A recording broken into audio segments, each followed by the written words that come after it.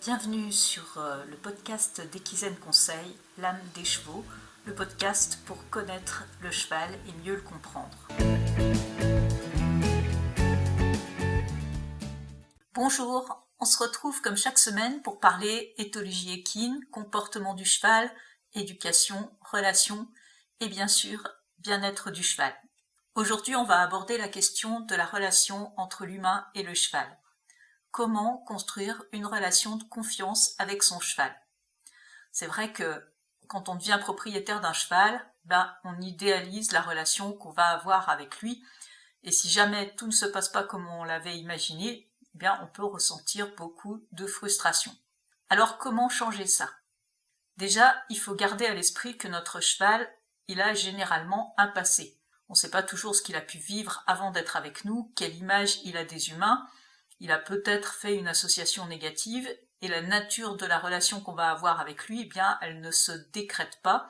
Une relation, elle se construit pas à pas et dans la durée. Déjà, on va s'intéresser à ce que c'est qu'une relation. Une relation, elle va se définir sur la base de l'ensemble des interactions entre deux individus. Si on prend un exemple avec un autre être humain, vous avez des relations avec des amis, des voisins, des collègues, etc.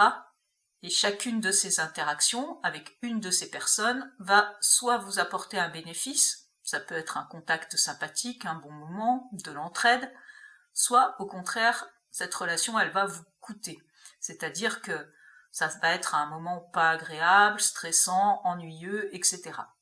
Évidemment, avec une même personne, vous pouvez avoir soit des interactions positives et parfois des interactions négatives. Et surtout, une interaction que vous allez percevoir comme bénéfique pour vous, peut-être que pour l'autre, ce sera perçu négativement, et vice-versa. C'est la somme de l'ensemble de vos interactions qui va définir votre relation. Plus il va y avoir d'interactions positives par rapport aux interactions négatives, plus la relation, elle sera agréable. C'est pareil avec votre cheval. Alors quand on parle d'interactions positives et négatives, c'est d'une part de notre point de vue, mais c'est aussi du point de vue du cheval. Et c'est vraiment important de prendre le point de vue du cheval en compte sans anthropomorphisme. L'anthropomorphisme, c'est cette tendance qu'on a, nous les humains, à mettre dans la tête des animaux des raisonnements qui sont similaires aux nôtres, dont ils sont incapables sur le plan cognitif. Ou à penser par exemple que le cheval perçoit les choses comme nous, alors que ses sens sont différents. Je pense par exemple au fait de mettre une couverture au cheval parce que nous, on a froid, alors que le cheval, lui, il est très possible qu'il n'ait pas froid du tout. Donc, c'est vraiment important de prendre en compte le point de vue du cheval. Si on interprète la manière dont le cheval perçoit la situation de façon anthropomorphique, on va certainement être dans l'erreur et on peut être persuadé de faire plaisir à son cheval alors qu'en fait pour lui l'interaction elle va être négative. Si on prend un autre exemple, vous arrivez près de votre cheval, il détourne la tête sur le côté. C'est ce qu'on appelle un signal d'apaisement. Votre cheval, en fait, il vous dit qu'il n'est pas à l'aise avec la situation. Si vous allez quand même le toucher, caresser votre cheval directement, il va percevoir cette interaction de façon négative parce que vous n'avez pas tenu compte de son message. Votre perception, elle est différente de la sienne. Pour vous, c'est une interaction positive, mais pas pour lui.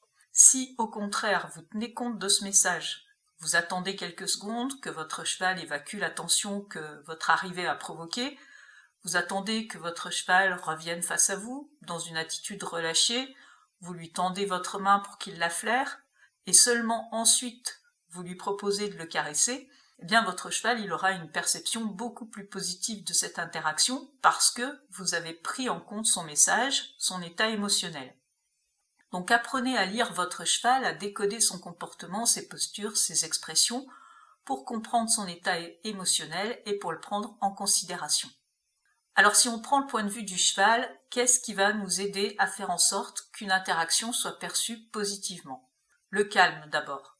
Les chevaux, c'est des animaux paisibles. Quand vous observez un groupe de chevaux qui est stable, il se passe pas grand-chose, vous n'allez pas voir les chevaux courir dans tous les sens, se menacer, etc. Vous allez les voir manger, se rouler, se reposer, se déplacer tranquillement au pas, faire de l'allo grooming, etc. L'agitation sous toutes ses formes, elle va être perçue négativement par le cheval et elle va provoquer du stress, peut-être même de la peur. Autre point important, le bien-être physique. Une interaction qui va altérer le bien-être physique, elle ne peut pas être perçue positivement par le cheval. Si votre matériel, par exemple, n'est pas adapté, provoque de la douleur, ou si vous ne respectez pas les capacités physiques de votre cheval, que vous lui demandez des choses pour lesquelles il n'est pas prêt, ou qu'il a un problème de santé qui génère une douleur que vous ne prenez pas en compte, parce que vous ne l'avez pas détecté, par exemple, eh bien, ça va être perçu très négativement par le cheval.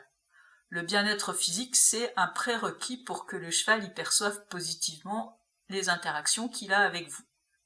À un degré moindre, le confort. Si vous multipliez les interactions qui provoquent de l'inconfort pour le cheval, ça va nuire à votre relation. On n'est évidemment pas au même stade que la douleur, mais c'est quand même important d'en tenir compte. Alors ça ne veut pas dire non plus qu'il faut s'interdire toute interaction qui génère de l'inconfort. Par exemple, dans le cadre de l'apprentissage, quand on utilise le renforcement négatif, on va utiliser l'inconfort, généralement une pression, pour motiver le cheval à chercher la réponse qui va lui permettre de retrouver du confort. Mais rapidement, si on applique correctement les principes d'apprentissage, bien on va être capable de réduire cette pression à quelque chose qui est tellement léger qu'on ne pourra plus réellement parler d'inconfort. Et surtout, on va chercher à remplacer la pression qui génère de l'inconfort par un code neutre avec le conditionnement classique. Et bien sûr, si vous privilégiez le travail en renforcement positif, ça va fortement contribuer au confort du cheval et à une perception positive de sa part des interactions que vous avez avec lui. Le bien-être mental est également important. Vos interactions, pour être perçues positivement, elles doivent procurer du bien-être mental au cheval, c'est-à-dire déjà ne pas susciter de peur, de stress, d'incompréhension. Tous les éléments qu'on a cités avant, ils vont contribuer à ce bien-être mental. Le calme, le bien-être physique, le confort, tout est lié. Il y a aussi un point important qui est la communication. Il faut être compréhensible pour le cheval. Il faut être capable d'instaurer des codes et de communiquer clairement nos demandes. Mais pour communiquer, il faut être deux, il faut aussi être capable de comprendre l'autre. Donc il faut savoir décoder les comportements, postures, expressions de notre cheval pour connaître son état émotionnel et surtout pour le prendre en considération. C'est là-dessus que va se construire la confiance. Enfin, le consentement. Je veux dire par là qu'il faut obtenir l'adhésion du cheval et pas le contraindre. Au-delà du stress que ça va engendrer et du fait que la contrainte va nuire fortement à la relation, tout ce que vous obtiendrez de cette manière, ça résultera pas d'un apprentissage. La seule chose que ça va enseigner au cheval, c'est qu'il va associer cette situation à un sentiment de peur et que vous allez favoriser l'apparition de comportements de fuite ou de défense. Pour éviter de polluer la relation avec son cheval, il est aussi nécessaire de gérer ses émotions négatives comme le stress, la peur, la colère. Donc ces émotions, elles vont inévitablement arriver. Ce qui importe, c'est qu'elles ne viennent pas compromettre votre relation. Parce que sous le coup de ce type d'émotion, on peut avoir dans l'instant des réactions qu'on regrettera sans doute ensuite. Il faut donc apprendre à les gérer. Par ailleurs, de nombreuses études ont montré la capacité du cheval à percevoir et à reconnaître nos émotions. Donc le cheval, il va s'adapter et il va réagir en fonction de notre état émotionnel. Alors comment faire? Déjà, si vous sortez du boulot complètement à cran, ne vous précipitez pas pour aller voir votre cheval sans avoir pris le temps de revenir à des émotions plus positives. Si vous n'y parvenez pas, c'est peut-être pas le bon jour pour travailler avec votre cheval. Et si ça se produit pendant qu'on est avec son cheval, si c'est le comportement de notre cheval qui a provoqué ces émotions négatives, déjà, ne perdez jamais de vue que quoi que votre cheval ait fait, il n'a pas cherché intentionnellement à vous nuire. Il a juste cherché à s'adapter à une situation qui était source de stress, d'inconfort, voire de douleur pour lui. Donc, ne prenez pas les choses personnellement. Si vous sentez arriver ces émotions négatives, prenez un temps pour les évacuer. Alors, vous pouvez faire des exercices respiratoires, par exemple, peu importe la technique que vous utilisez à partir du moment où elle fonctionne pour vous. Et reprenez ensuite les interactions avec votre cheval seulement lorsque vous êtes revenu au calme. On va parler maintenant de la confiance. Pour que votre cheval vous fasse confiance, c'est important de mettre en place une relation qui est basée sur les émotions positives. C'est ce qu'on vient de voir, mais c'est aussi important de devenir un référent fiable pour son cheval. Qu'est-ce que ça veut dire? Ça signifie déjà être constant. Si vous n'êtes pas prédictible pour votre cheval, s'il ne sait jamais à quoi s'attendre quand vous êtes avec lui, ça va être une source de stress pour lui.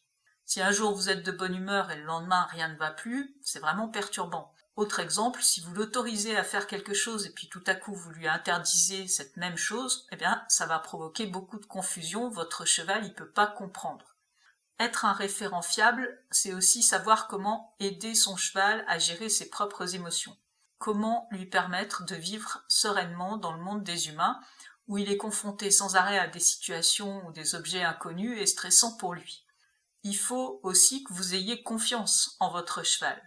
Si vous avez vécu des expériences traumatisantes, accidents ou même grosses frayeurs, faites-vous aider parce que tant que vous n'aurez pas surmonté ça, ça va être difficile de construire une relation de confiance avec votre cheval. Voilà, j'espère que tout ça va vous aider et on se retrouve la semaine prochaine pour un autre sujet. À bientôt. Belle semaine à tous.